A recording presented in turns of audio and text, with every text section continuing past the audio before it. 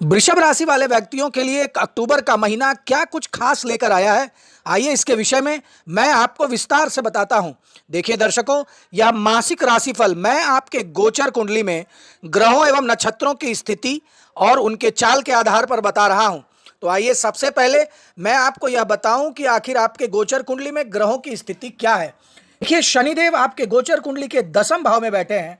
वहीं राहु आपके गोचर कुंडली के एकादश भाव में विराजमान हैं।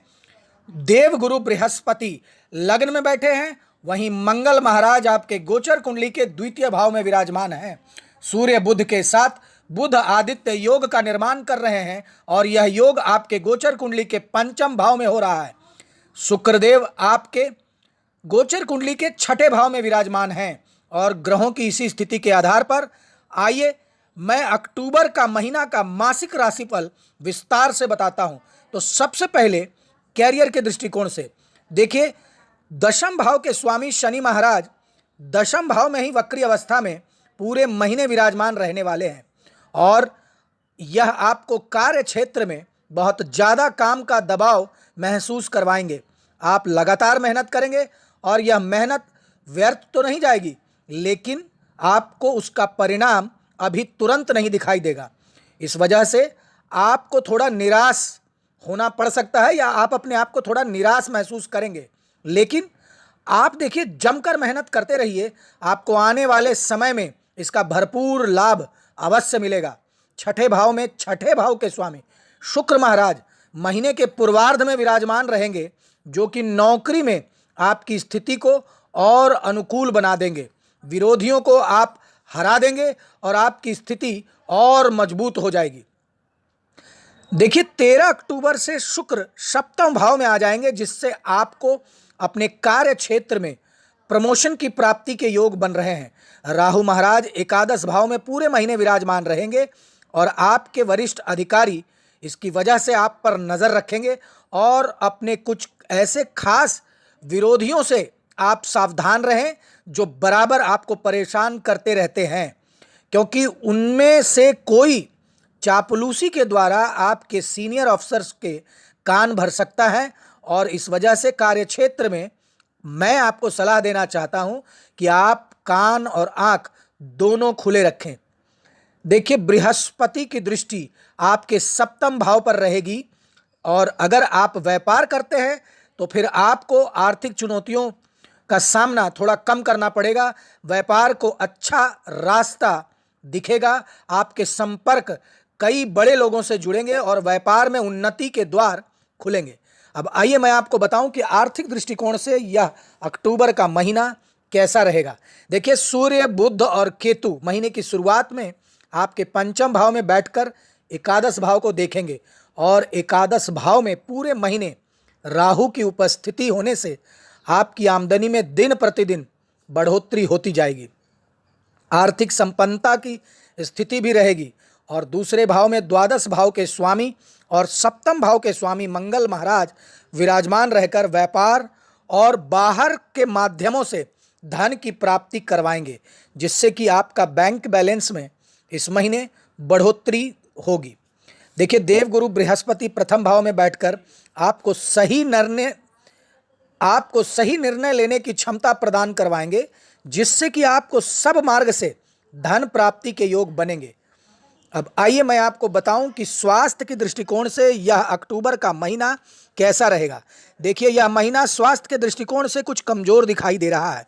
बहुत सारे ग्रहों का जमावड़ा 5वें भाव और एकादश भाव को प्रभावित कर रहा है, जिससे कि आपको पेट से जुड़ी समस्याएं परेशान कर सकती है।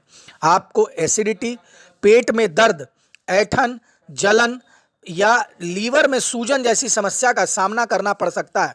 इसलिए आपको हल्का और सुपाच्य भोजन करना आपके लिए हल्का और सुपाच्य भोजन आपके लिए अत्यंत ही आवश्यक हो जाएगा। आप स्वच्छ जल पिएं और अपने शरीर का विशेष ध्यान रखें। किसी तरह का संक्रमण भी आपको परेशान कर सकता है, इसलिए इस महीने स्वास्थ्य को लेकर बहुत ज़्यादा सावधानी बरतें। 10 अक्टूबर से बुध तुला राशि में आपके 6ठे भाव में जाएंगे और सूर्य भी 17 अक्टूबर से आपके 6ठे भाव में पहुंच जाएंगे। एवं 9 अक्टूबर से बृहस्पति आपकी राशि में वक्री अवस्था में आ जाएंगे। यह स्थिति भी अधिक अनुकूल नहीं है, इसलिए आप स्वास्थ्य पर पूरे महीने अत्यधिक ध्यान दें। अब आइए मैं बताऊं आपको कि प्रेम और वैवाहिक दृष्टिकोण से यह अक्टूबर का महीना कैसा रहेगा। देखिए, देवगुरु बृहस्पति की दृष्टि आपके पंचम भाव पे पड़ रही है, जिससे प्रेम संबंधों में प्रेम का भाव तो रहेगा, लेकिन बहुत सारे ड्रामे जैसी स्थिति बनेगी। कभी आपके प्रियतम आपको परेशान करेंगे और कभी आप मानसिक रूप से परेशान महसूस करेंगे। कभी आपको लगेगा कि आपके रिश्ते में कोई बाहर का व्यक्ति परेशानी खड़ा कर रहा है, तो कभी लगेगा कि आप खुद अपने रिश्ते में परेशानी कर रहे हैं। देखिए, देवगुरु बृहस्पति की दृष्टि अमृत की जैसी होती है और वे आपके पंचम भाव को देख रहे हैं, इसलिए आपका रिलेशन अवश्य ही संभला रहेगा। और अगर आप अपने पार्टनर से सच्चा प्रेम करते हैं तो अपने व्यवहार को नियंत्रित रखें और उनकी बातों को नज़रअंदाज करने की कोशिश करें, तभी आपके रिश्ते संभल जाएंगे। अगर आप अभी तक अविवाहित हैं तो इस महीने आपके प्रेम विवाह के भी योग बन रहे हैं।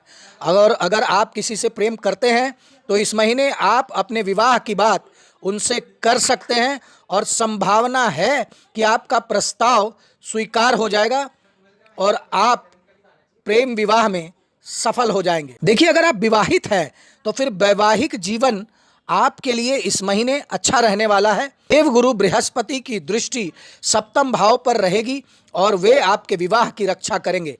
देखिए, वक्री शनि की दृष्टि भी आपके सप्तम भाव पर होगी, इससे आपको अपने वैवाहिक जीवन को और बेहतर बनाने के दिशा में हमेशा प्रयासरत रहना होगा।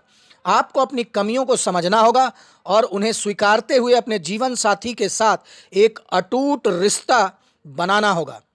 देखिए, इस महीने आपको अपने रिश्ते में कोई खुशखबरी मिल सकती है या संतान, अगर आपको अभी तक प्राप्ति नहीं हुई है, संतान से जुड़ी हुई कोई खुशखबरी आपके घर में आ सकती है। अब आइए मैं आपको बताऊं कि आपको कौन से वे महा उपाय करने हैं जिससे कि यह महीना आपके लिए अत्यंत ही सुखद और अत्यंत ही लाभकारी हो जाए।